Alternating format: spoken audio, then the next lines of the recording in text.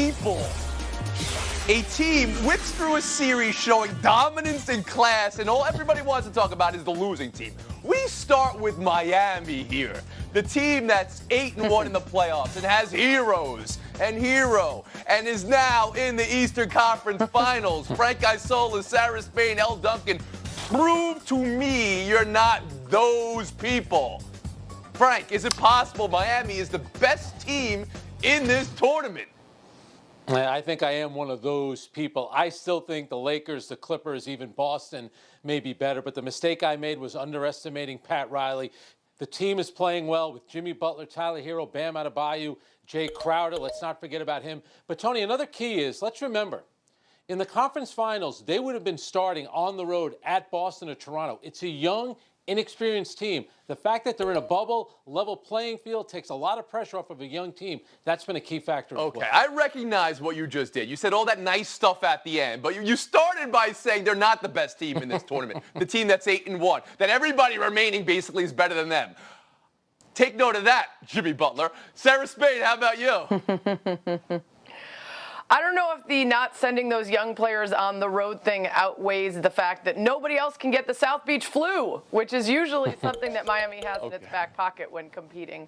I think this team is one that has showed us that you could treat this hiatus like a second offseason or like a completely weird offseason, because some of them have returned and come together in ways that we don't only see that kind of growth and maturity happen across multiple seasons. So they are fantastic. And the prisoner of the moment in me does think it's a possibility that they could take the East and beat a Celtics team. But I still don't see them outbesting a team like the Clippers or the Lakers, so I have to be one of those people. You are one of those people, okay. L. Duncan, I'm going to ask you the same question. They're 8-1 in this postseason. They just ripped through Milwaukee. Is it possible Miami is playing the best basketball, is the best team in this tournament right now? I think it's possible that they're the best team that is comprised of the island of misfit toys that are still in the bubble. Everybody's got jokes and got butts and got everything, man. Yeah, I mean, well, here's the thing is I do think, despite the Bucks' ridiculous record, they matched up really well with the Bucks because everyone knows that the key to stopping the Bucks in the playoffs anyway is stopping Giannis, and they had the strength to do that between Jimmy Butler and Bam Adebayo. I think that they came together a lot quicker than anyone expected that they would, which is fantastic, but I don't see them being better than the Clippers or the Lakers. However, they could definitely take the East because while the Celtics certainly have more of a four-headed monster and sometimes five-headed monster, if you will, than the Bucks did, they certainly have a size advantage down low with Bam Adebayo. In fact, the one time that they beat the Celtics this year is because he went off for 21 points, and they can at least keep up with them with their perimeter shooting, something that the Bucks could not do. But no, I'm not ready to crown him yet. Of course you're not. I mean, I say again, Frank, you recognize Jimmy Butler's watching this show right now and taking notes of everything you guys just said. Yeah. I can see that. Miss you, Jimmy. All right, fine. Well, let's talk about Milwaukee, because if they thought the bubble was uncomfortable, what's going to happen this offseason is about to be very uncomfortable for them.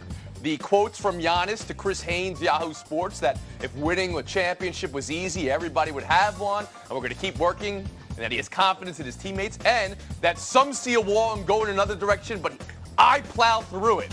We just have to get better as a team. Frank, he's saying to any talk of him leaving, it's not happening. But how do you hear him? Yeah, I'll tell you what, if you spent any time around Giannis Antetokounmpo, he's incredibly loyal. I think he is speaking from his heart. I do think that he wanted to work out in Milwaukee. Tim Duncan spent his entire career in San Antonio. Kobe Bryant in L.A., I think he'd like to be one of those guys. Whether or not that happens, Milwaukee is going to need to improve that supporting cast around them. Tony, their last 14 playoff games, they were 5-9. That is not good for a team that dominates the regular season. The point guard situation right now is a mess. They need to get better. I think right now his heart is in it, but it's still about the front office going out and improving that supporting cast. So you believe they're on the clock right now to prove to Giannis? Yes. In some way? Okay. Would you call this an organizational failure to date? Well, I think it has to be, because it's not about the regular season. It's what you do in the postseason. Last year, remember, they were up 2-0 on Toronto. They lost the next 4 games. This year, they don't even get out of this second round. They only win 1 game. It's a major disappointment for a team that had championship aspirations. Sarah Spain, how did you hear Giannis and whether this is an organizational failure at this point for Milwaukee? I think they need to know him well and know whether what he's saying right now is the emotions of a season ending prematurely, feeling connected to his teammates, like they were in it together and disappointed each other. But there's plenty of time over the course of the next season for something to go awry and for them to figure out that they're going to lose him. I think they need to put the work in to keep him. They may be benefited by a lower cap because other teams won't be able to afford him, but they also will be hurt by it because they don't really have a lot of room to add and change pieces. They're going to have to get creative with how they try to support him. I also think they might have to look at the head coaching position here because a regular season record like that and then a lack of ability to make adjustments to a team like the Heat in the postseason falls not only on the superstar but also on the coach. I think he seems like a loyal guy who would like to stay there, and his brother is there. But you have to really think about what you're doing here because you can't lose him for nothing. A couple interesting things there from Frank and then from Sarah here. We're talking about Budenholzer as the head coach, and we're talking about that moment where an athlete says something immediately after a season, but whether that could evolve over a summer and now a fall in this case. Please join us, Duncan. Yeah, Giannis doesn't have that Anthony Davis in him where he's going to be like, yo, I don't want to be here. Come and get me. That doesn't seem like his style. So I don't think that he's necessarily made up his mind whether he'll stay or not, but I do believe that he's going to test the free agent market. Like, I don't see him signing an extension sooner rather than later. But you talk about organizational failures, of course it is. They traded away Malcolm Brogdon, and they have no money to bring in any reinforcements. They got a 24th pick for Malcolm Brogdon. You're telling me whoever they draft, 24th overall, is going to be able to replace what he was bringing you in perimeter shooting? It's not going to happen. And yes, it is Coach Bud. I'm sorry. Like, he is the best coach in the NBA from October to April, but we saw it in Atlanta, and we're seeing it now with the Bucks. His ridiculousness and his inability, rather, to work with a playoff rotation and work outside of what got them there to the playoffs is always going to hamper them, in particular when you've got a star player who's a unicorn but doesn't even have a mid-range jumper. That's interesting to me. Frank, can you address Budenholzer and also a move? I know you said off air Chris Paul was a move you'd like to see them make. I was saying that last summer, in fact, and I do think, the one thing about Giannis, let's remember, he didn't play well last year against Toronto. This series he's hurt in games 3 and 4, doesn't play in game 5. And the one thing that Elle brought up about Malcolm Brogdon, a lot of people have mentioned him. His team also got swept. Malcolm Brogdon is hurt all the time. Would I rather have Malcolm Brogdon than Eric Bledsoe?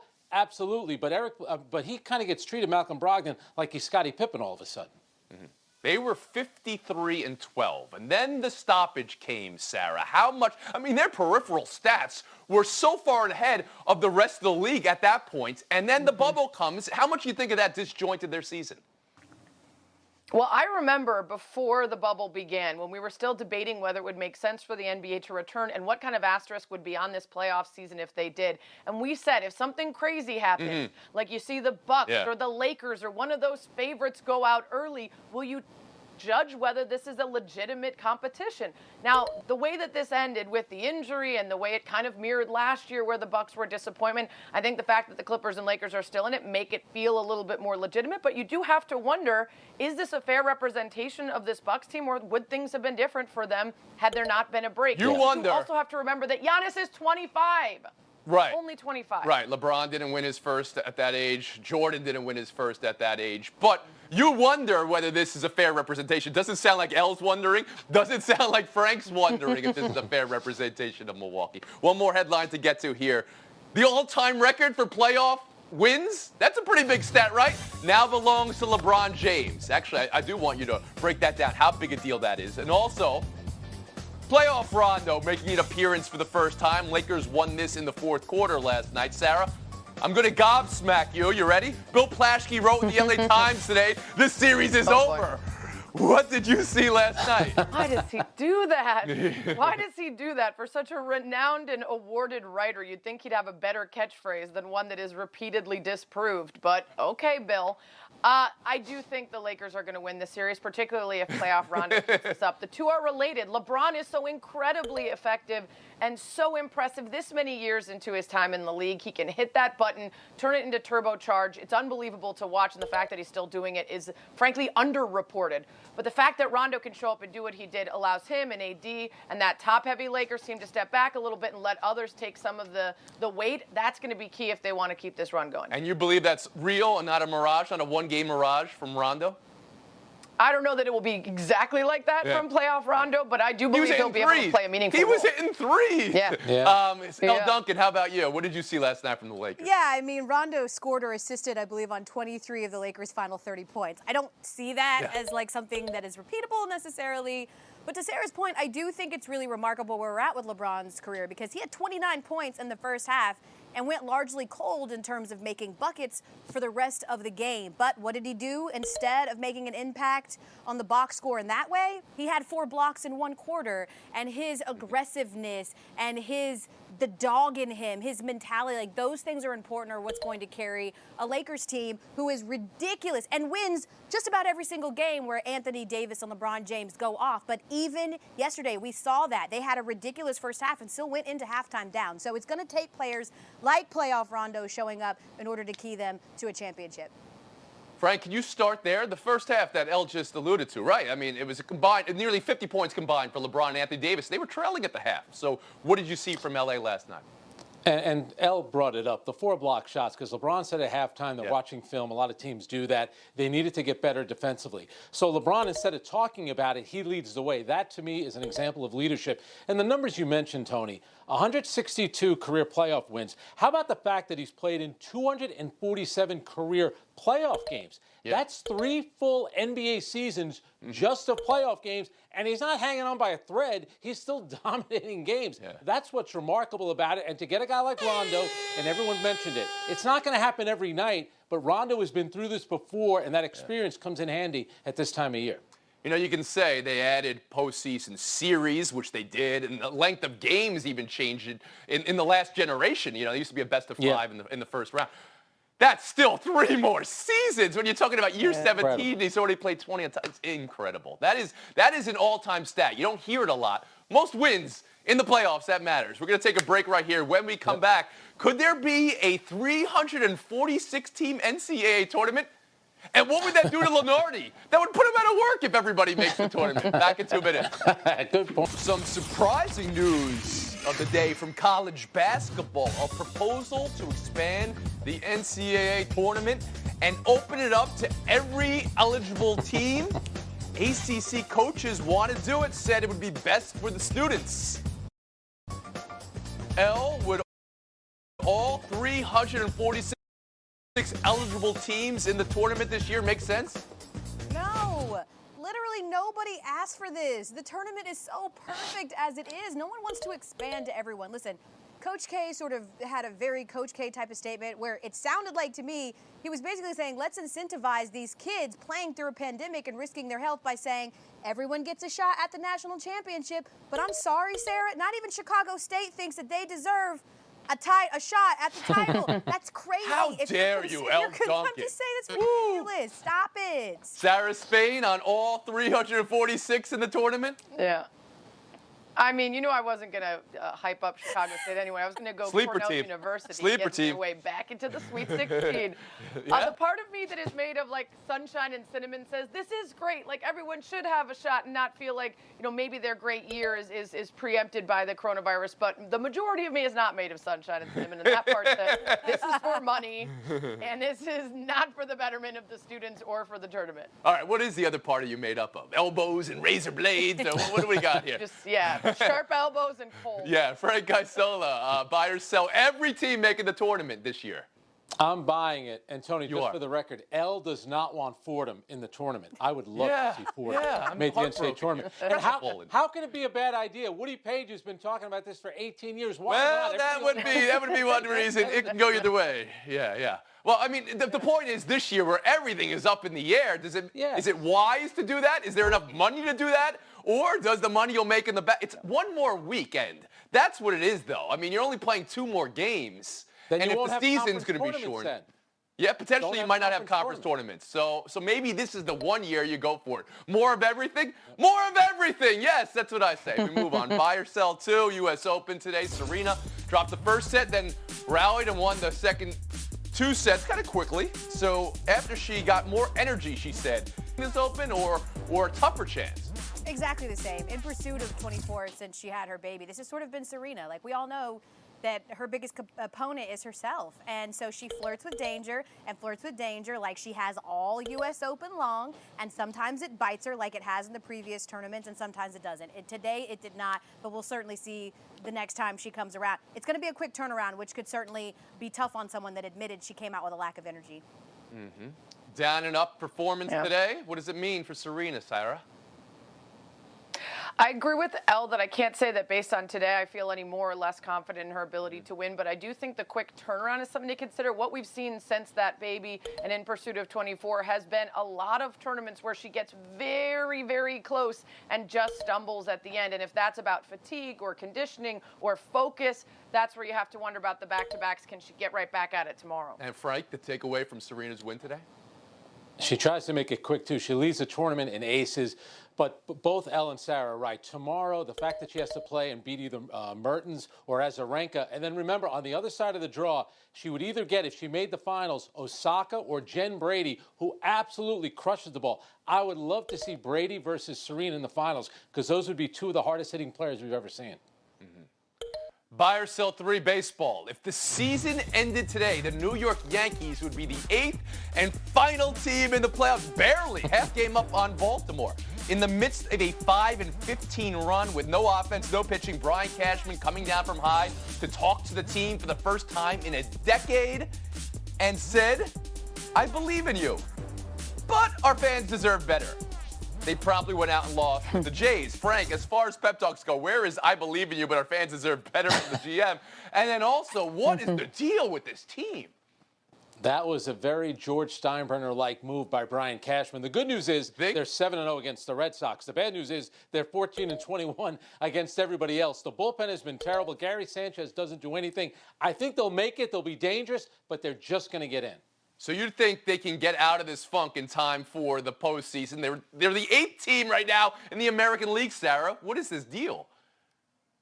Do you remember that time I did math on the show? And I do mean that time because I think it was just once. 2.7 games per game this year. So when you go on a slump like this, it's like a third of the season. It is. And that's why I don't think it's exactly as simple to say they'll snap out of it. I think that the likelihood you get a pep talk from somebody and then you immediately just get drilled. I don't think this is going to be a quick fix for them. I don't know if they have time. Well, maybe they need 2.7 pep talks then, Sarah Spain. All right, so they are exactly 500 right now. I mean, is this rock bottom for this team? Should they be hitting a panic button they don't even have a button for, Elle Duncan? What is this? Well, I find the whole thing to be incredibly ironic that it's Cashman saying, like, the fans deserve better. You could have given the fans better. It's you that made the decision to do absolutely nothing at the trade deadline and said that trying to go after a Clevenger or a Lance Lynn, that the price was way too high. Frank mentions George Steinbrenner. That's not Steinbrenner-ish at all, because the Yankees of me growing up, my generation of Yankees would have spent any amount of money to get out of the worst 20-game span. Aaron Boone would be out of a job. Anti-Bronx. They'd bring Billy Martin back at this point. Yeah. Well, no, I mean, if Steinbrenner was running this team, that would not be the pep talk that he would be giving right now, Frank. You know that better than anybody here. You know, you could say they have injuries. You can, but they just paid $250 million to Garrett Cole, and he's not pitching to his potential. Nope. Sarah Spain, I know what your potential is to FaceTime every show. Not today. Maybe you should have brought Banks out. Was that only HQ that Banks makes an appearance on the show? What are we doing here? So lazy. Frank Isola. You want to work overtime. Elle Duncan, showdown in 2 minutes. Elle Duncan, Frank Isola, good luck in showdown. Billy Donovan out in OKC. They just went 7 games in 47 minutes and 58 seconds with Houston, and he was just 3rd in Coach of the Year. And he's linked as a possibility, at least, for Philadelphia and Chicago. Frank, makes sense to this to me, and how attractive is Donovan for that next job? It sounds like OKC is going to start a rebuild. Maybe he doesn't want to be part of that. I think he'd do great in either place. If Bill Self were to take the OKC job, don't rule out Billy Donovan maybe going to Kansas. Elle? Okay, well, I mean, but Billy Donovan was lured out of college where he was very successful for the chances of winning a championship with Russell Westbrook and Kevin Durant on the roster. So why then would you go to a team that's headlined by a guy named Zach LaVine? No offense, Sarah Spain, I'm just saying. Go to the city. Chicago. Wow, you really are taking shots at Chicago. Yeah. You think Philly's a destination. That Self for Donovan trade, because in a sense, that would be OKC and Kansas. That's intriguing. Point Frank Isola, showdown 2. Well, Game 4 tonight between the Clippers and Nuggets. You know my theory. There are more Game 4s than Game 5s. And Game 6 tonight, Celtics-Raptors. You know my theory. There are more all-time Game 6s than Game 7s. Let's focus on that one, L. Duncan. Can Toronto stave off elimination and make this a 7-game series, or you got Boston tonight? Absolutely. In that last game, they were trotting out lineups they've literally never put on the floor before and got 0 contributions from Kyle Lowry and Pascal Siakam. That's not going to happen 2 straight games. I think they can win tonight. Yeah, Frank? don't ever underestimate the heart of a champion. But here's the thing. Pascal Siakam needs to play better. He has not played well in the bubble. Even his coach called him out for that. It's put up time for Pascal Siakam. Nurse did do that. He did call out Siakam. Who said that first? Never underestimate the heart of a champion, Frank Isola. Rudy Tomjanovich. That's correct, and that's the FaceTime to Isola. Wow. How lucky did I get? Well, I don't know what's going on in the world of the New England Patriots, a team that I really do like because of Bill Belichick. Tom Brady's gone. I'm watching the BYU Navy game the other night. Bill Belichick is doing an interview where he wouldn't get off the air. That's how much things have changed. And now Aqib Talib was asked if he wanted to come back and unretire, and he turned down the Patriots. Why? Because he said he's taking his talents to the booth. He's going to become, get this, he's going to have his own podcast. Why? Because everyone has a podcast. Good luck in retirement. Welcome to the world of podcasting.